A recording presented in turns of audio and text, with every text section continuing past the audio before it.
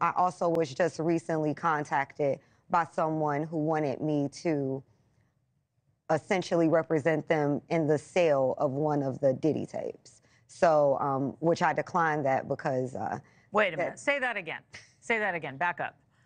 You're saying that there's tapes and they're being shopped? Yes, there have been people already shopping. We've heard about the tapes, but yes. The shopping thing is yes, new. There already have been tapes leaking around Hollywood, being shopped around to individuals in Hollywood.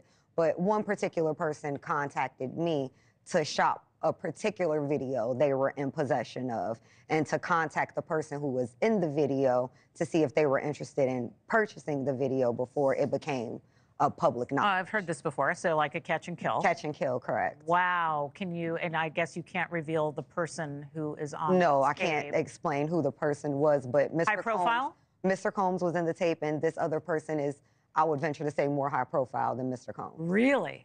Really? And you've seen it? I've seen stills of the video. Okay. So you can verify that it exists, that it's real, that the other person in the video is very visible. It's no question if it's that person in the video, and I can tell the video was pornographic in nature. Oh my. All right. So we know that he videotaped a lot of activities at his home, did he? And it sounds like there was probably a lot of hidden cameras as well. Is that what is being talked about? Yes. This was actually in his Atlanta home, at a home he had in Atlanta at one point.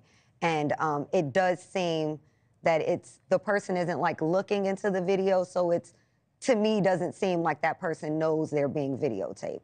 It doesn't seem like they're active participant in the videotaping, like they're being surreptitiously recorded it. Mm-hmm. All right. I wanted to ask you about the police report we talked about, but when your client came out, obviously the neighbor knew. Did she talk to her family? Did she talk to her friends? Did she have another lawyer? Let's go back to your client. So at the time, she, as most rape victims are, they feel a lot of shame. Absolutely. And they don't want to vocalize what happened to them because then it makes it real. So they kind of internalize it and get over it. Mm-hmm. And due to the high profile nature that it was Mr. Combs who did this, she was afraid for her life. She was concerned that if she was to come forward and say something, that no one would believe her, because we're talking about 2018 when Mr. Combs was still pretty much at the height of his career, still very much so an icon and influential figure. Mm-hmm. So she's just a young girl from Northern California who's gonna believe that he had done something to her like this. So she didn't tell anybody. She did not hire an attorney.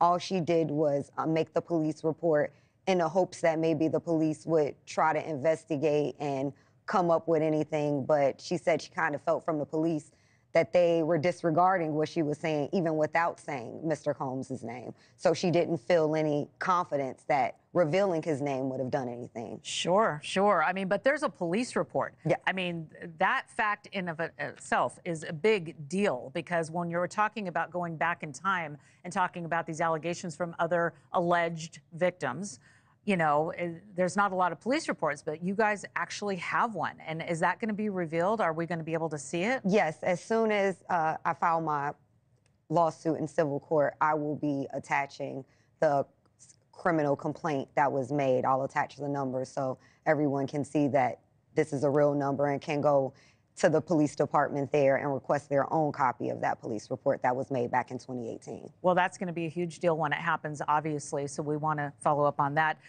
Did Mr. Combs have any reaction? Do you know if he was interviewed? I mean, he was named in the police report? I don't think so. Based on what she said, she really felt that the police were trying to bury this and disregard her claims and not really investigate, which is another reason why a lot of victims don't report these things to the police. We have to address the elephant in the room is that we have victims, especially women, who go to the police, who are typically men, who don't actually investigate these things. They victim blame, they victim shame, and women don't feel safe or even protected to even make these claims because they don't think they'll be taken seriously, nor will their claims be investigated. Right. Well, your client should be proud of herself for filing that claim and making that call and going for help, because that's a huge deal. And of course, these are allegations. We want to say that. What was it like for you when you got this phone call, when you realized what you were going to be stepping into?